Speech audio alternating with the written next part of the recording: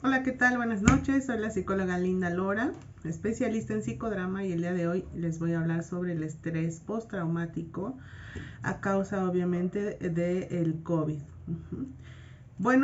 Pues sabemos que en esta cuarentena que estamos viviendo muchos de nosotros está caracterizada por dos aspectos fundamentales. Uno, pues el aislamiento de nuestros familiares, amigos, compañeros del trabajo, y dos, la restricción del movimiento, ¿sí?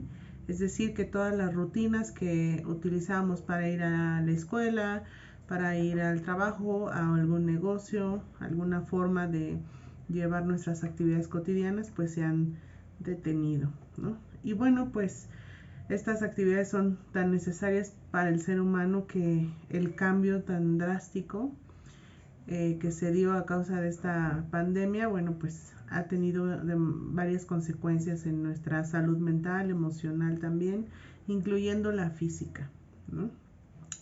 Este tiempo de reclusión obligatoria, bueno, pues se ha comprobado, hay algunos estudios en donde vamos encontrando daños psicológicos, y por supuesto nosotros en terapia vamos encontrando cada vez más personas con trastornos de ansiedad generalizada, depresión, entre otros, ¿no? Estrés, irritabilidad, obviamente tristeza.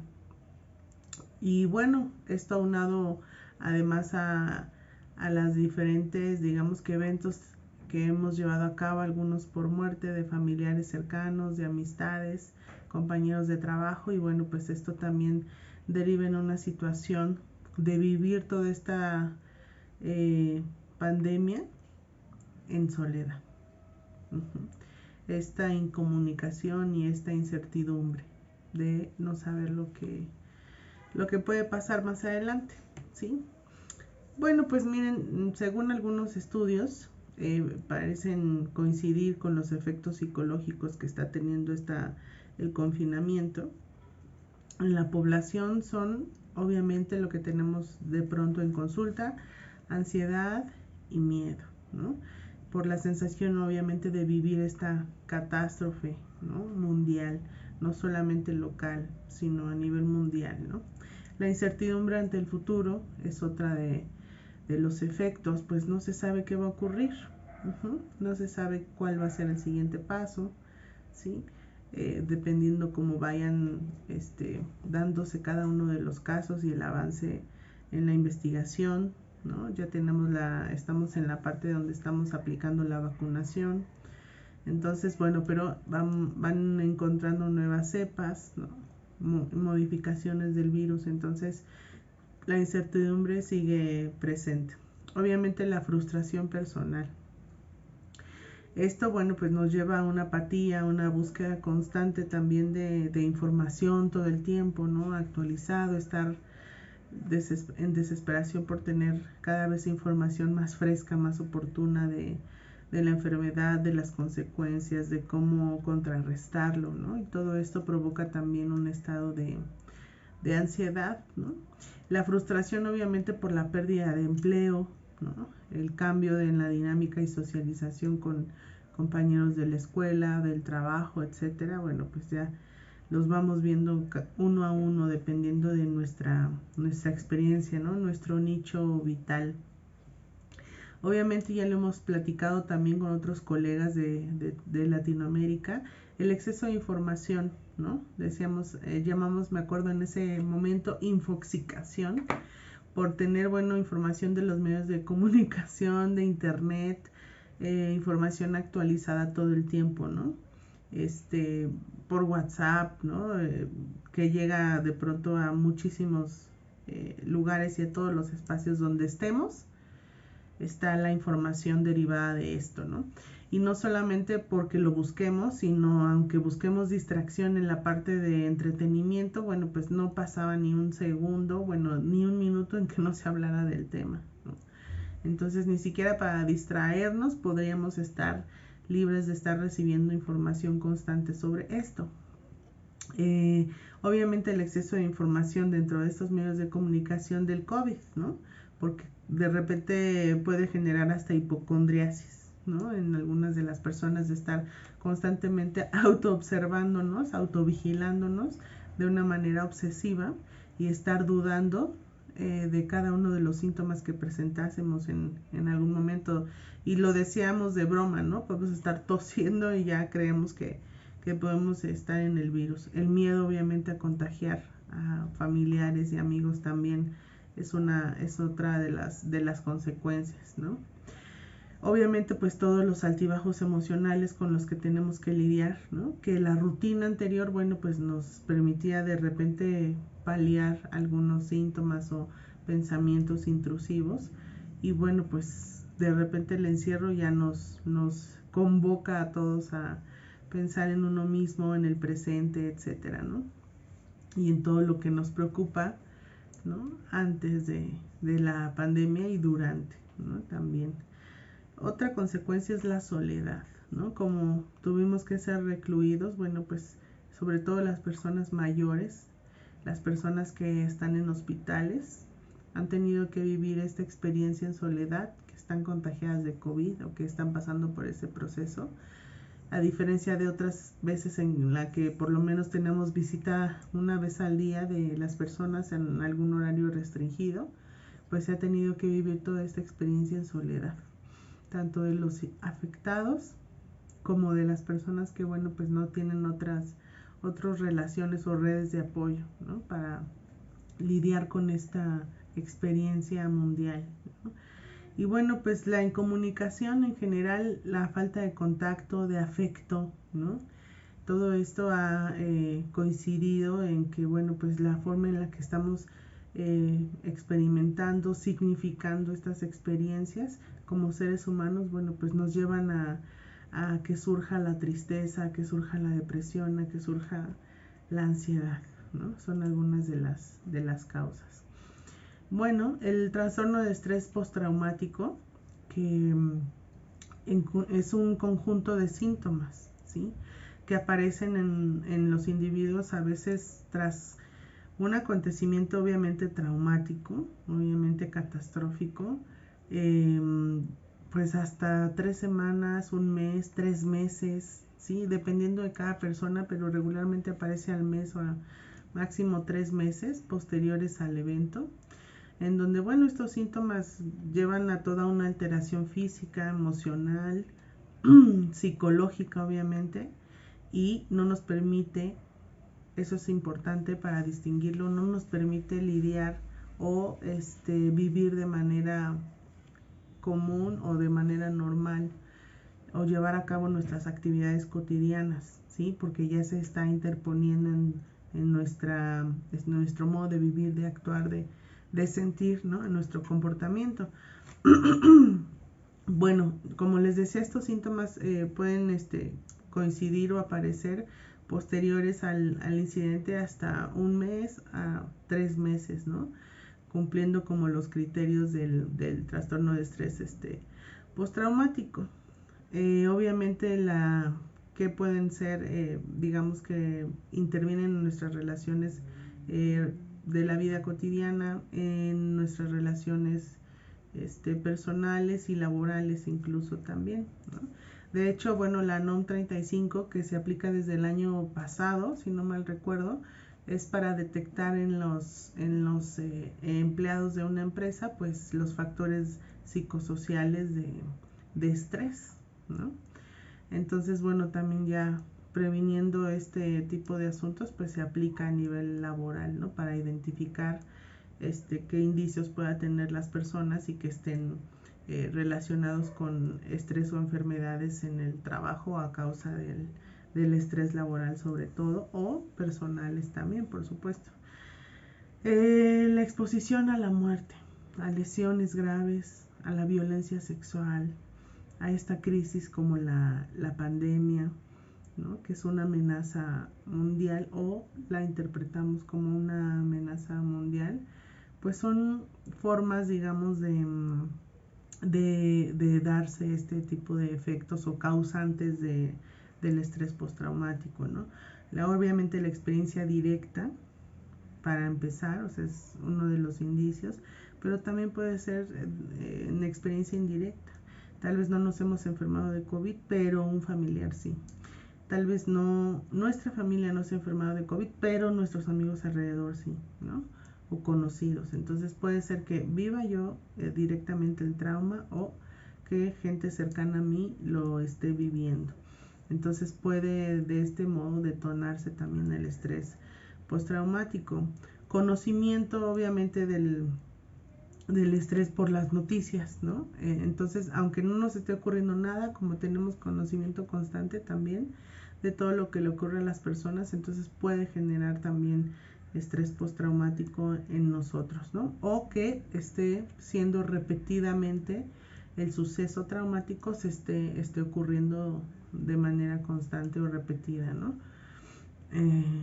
Son también determinantes. Y bueno, pues no se consideran en los medios virtuales como parte del suceso o del problema, ¿no? Pero también los medios de comunicación tienen mucho que ver con la generación de este tipo de estrés, ¿no? Bueno, ¿qué síntomas aparecen en el estrés postraumático? Principalmente los pensamientos o recuerdos intrusivos, o de reviviscencia. Síntomas de evasión. Al menos 2 síntomas como la hipervigilancia, que muchas veces detona la hipocondría, y la reactividad. Y al menos, bueno, también 2 síntomas que son los cognitivos, ¿no? De pensamiento, y los de el estado de ánimo, ¿no? Alteraciones en el estado de ánimo. Y vamos a ver uno por uno, ¿no? Los pensamientos intrusivos están relacionados con experimentar flashbacks, ¿no? Ya sea si sufrimos o padecimos crisis en cuestión al COVID o las personas a nuestro alrededor lo padecieron o alguien cercano. Entonces estos flashbacks como que nos hacen revivir mentalmente la experiencia relacionada a esta crisis mundial, y una y otra vez, ¿no? Lo estamos como rebobinando, ¿no? De cierto modo reciclando este pensamiento, ¿no? O con el pensamiento estamos reciclando esta experiencia. Entonces incluso puede estar acompañado de síntomas, ¿no? Relacionados a esto, físicos, que sentimos, si es que fue el caso de que nos contagiamos, entonces puede revivirse de esta manera también orgánica. Tener recuerdos o sueños, ¿no? Recurrentes al evento, tener pensamientos angustiantes, ¿sí? Acerca del futuro, de lo que vaya a pasar o de lo que esté sucediendo en el presente, y obviamente pues los indicios del estrés, como lo vemos aquí. ¿Qué es la parte de la evasión? Hipervigilancia y reactividad.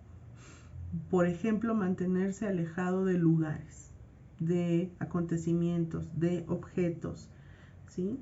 Que hagan recordar esta experiencia de hospitales, obviamente aislarse de la gente ya no por convicción, sino por miedo, ¿no? De ser contagiado de algún modo, ¿no? Hablemos de acuerdo a lo que acontece ahorita en la pandemia. Estar tratando de evitar pensamientos o sentimientos relacionados al hecho, ¿no? De tristeza, de frustración, de espanto, ¿no? Los síntomas de evasión, pues puede ser que estemos cambiando la rutina, además de las rutinas que ya estábamos modificando, que tuvimos que modificar de manera forzada. Personalmente vamos modificando otras rutinas, si yo hacía ejercicio, ¿no? Si llevaba cierto plan de alimentación, por ejemplo, ¿no? Entonces, este cambio de rutina o de estudio, de lectura, ¿no? Cuestiones personales que ya estén cambiando de lugar, bueno, pues esto es una de las formas como de evasión, ¿no? Obviamente reactivos o de manera reactiva, pues sobresaltos, ¿no? De manera espontánea, sentirse tenso, tensa, mantenerse en guardia o estar como en vigilancia, decimos nosotros, o en modo vigilante, modo defensa. Antes lo decían así, ¿no? Con los nervios de punta, ¿no? Todo el tiempo. Obviamente tener dificultad para concentrarnos, para memorizar cosas.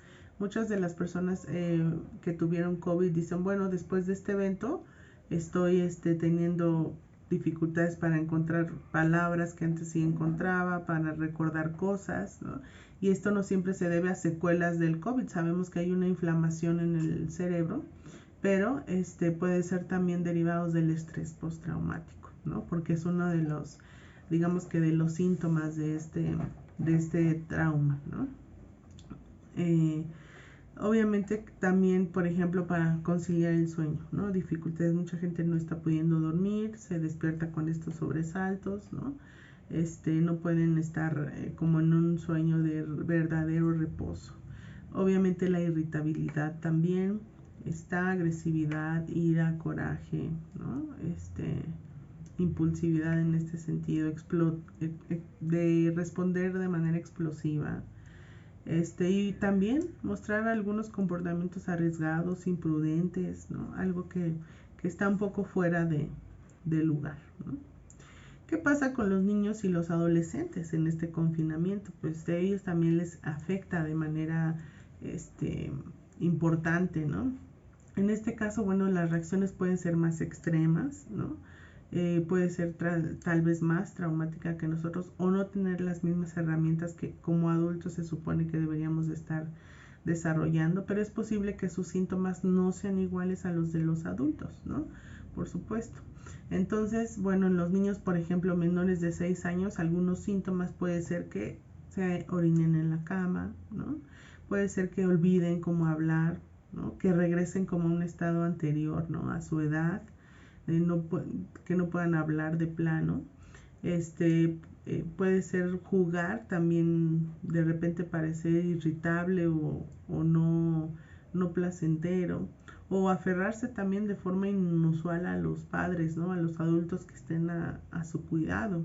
Entonces, los jóvenes, por ejemplo, más grandes o adolescentes, bueno, muestran síntomas parecidos a estos. Los más característicos pueden ser el propio aislamiento, ¿no?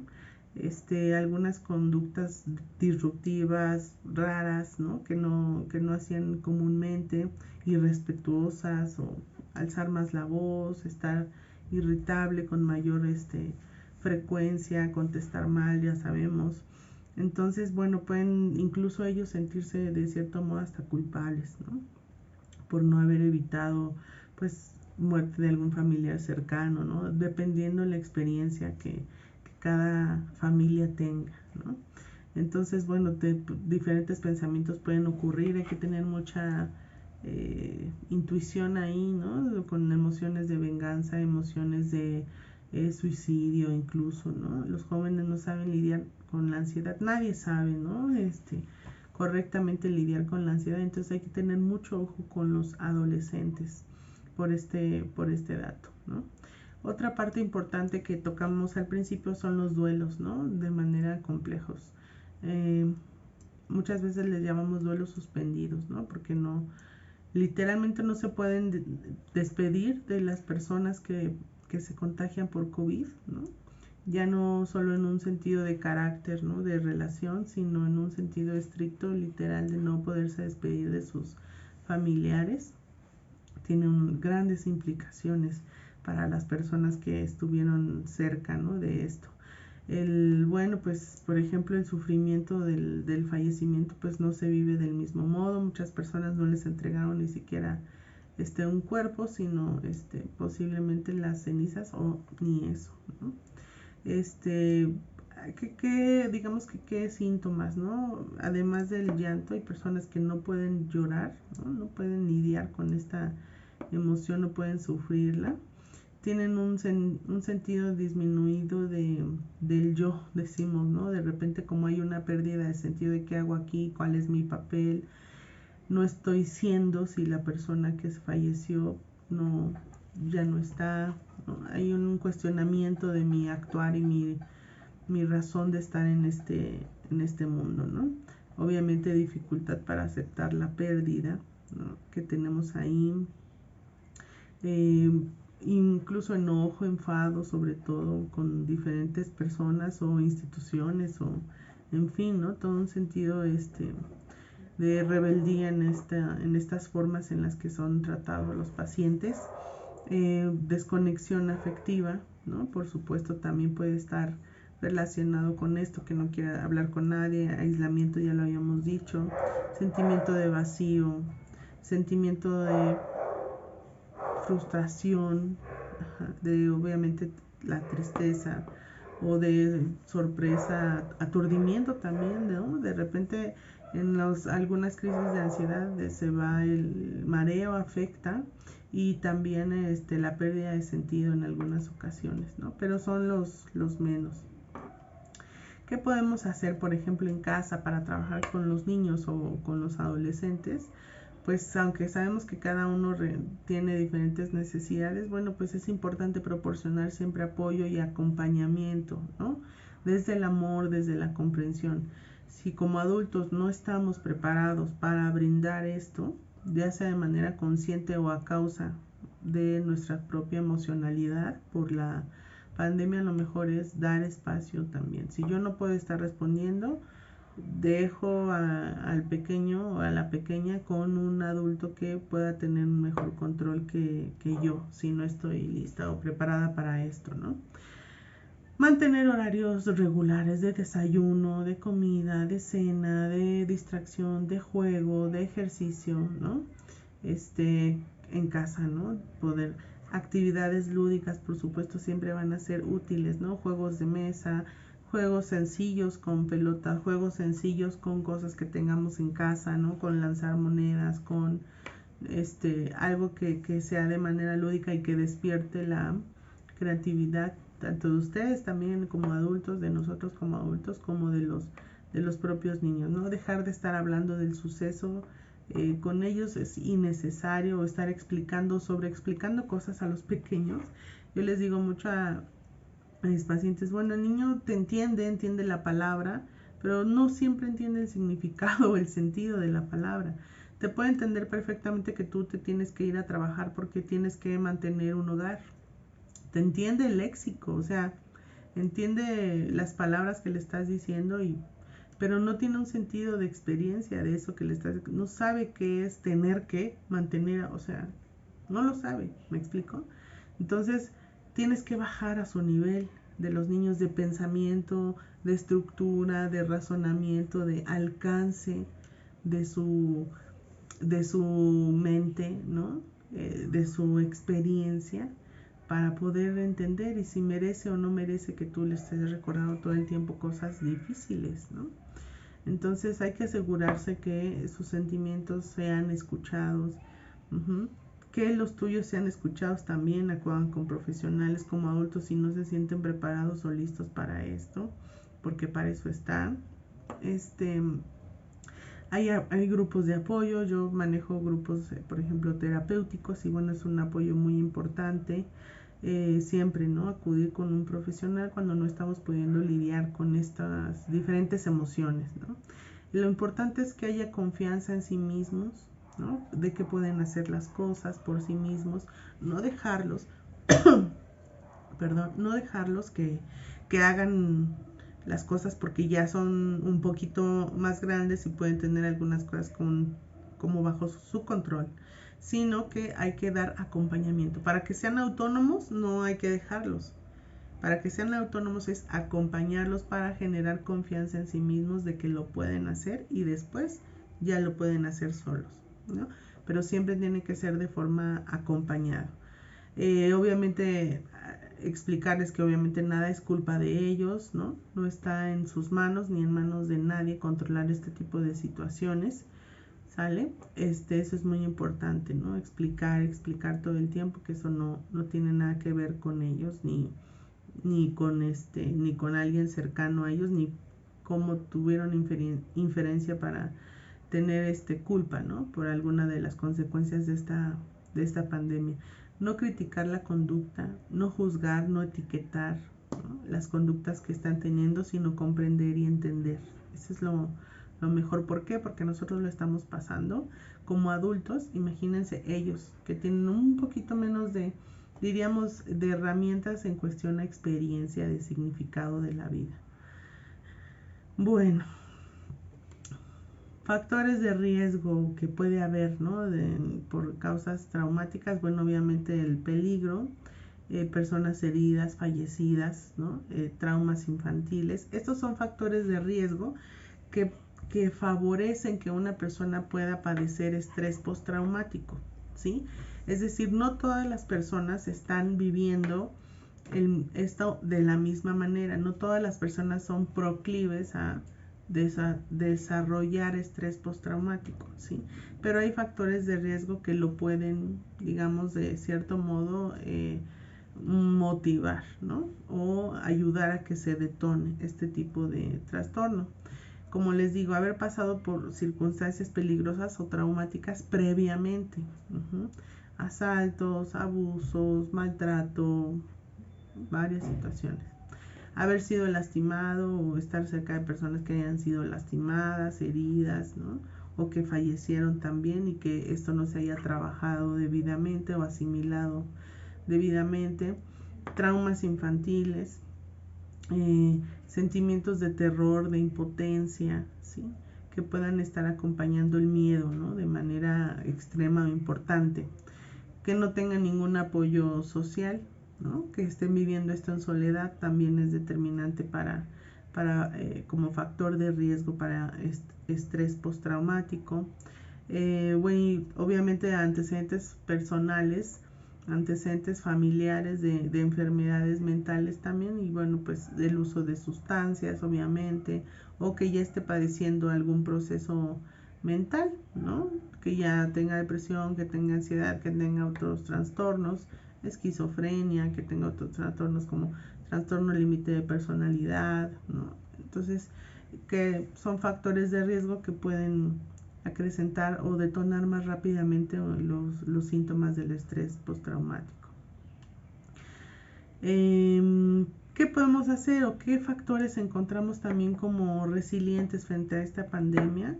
Obviamente lo primero que siempre, para todo tipo de casos son los lazos o redes de apoyo, amistades, familiares, compañeros de trabajo, de escuela, siempre tener o formar una red de apoyo. ¿Para qué? Para estos casos de crisis, para ser apoyados en casos de peligro, de riesgo, ¿no? Siempre hacernos de amigos, de grupos, de familia, estar en contacto, sincronizados, ¿no? Y si esto no es posible, pues tener a mano números de emergencias, personas de contacto para cualquier urgencia, o sea, prevenir con este tipo de casos, ¿no? Aprender a sentirnos bien, ¿no? Esto muchas veces se nos dificulta de manera personal y autónoma, ¿no? Entonces podemos acudir con un profesional que nos ayude en este proceso de empezar a sentirnos bien con nuestras herramientas, con nuestras propias herramientas para poder de cierto modo lidiar con las variantes emocionales.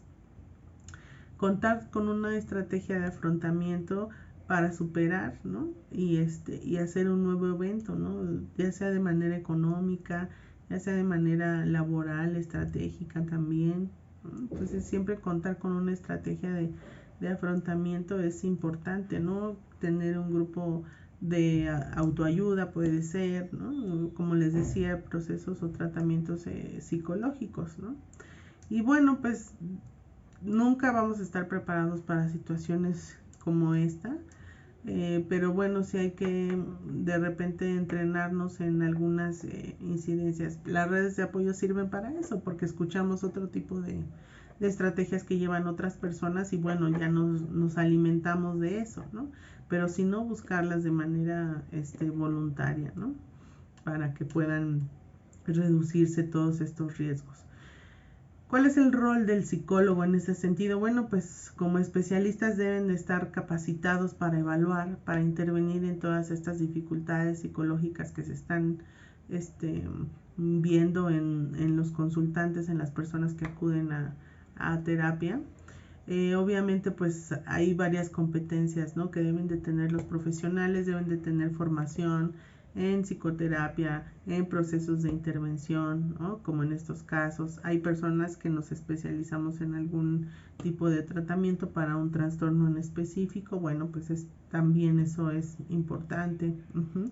Bueno, pues otras herramientas en que puedan tener experiencia, ¿sí?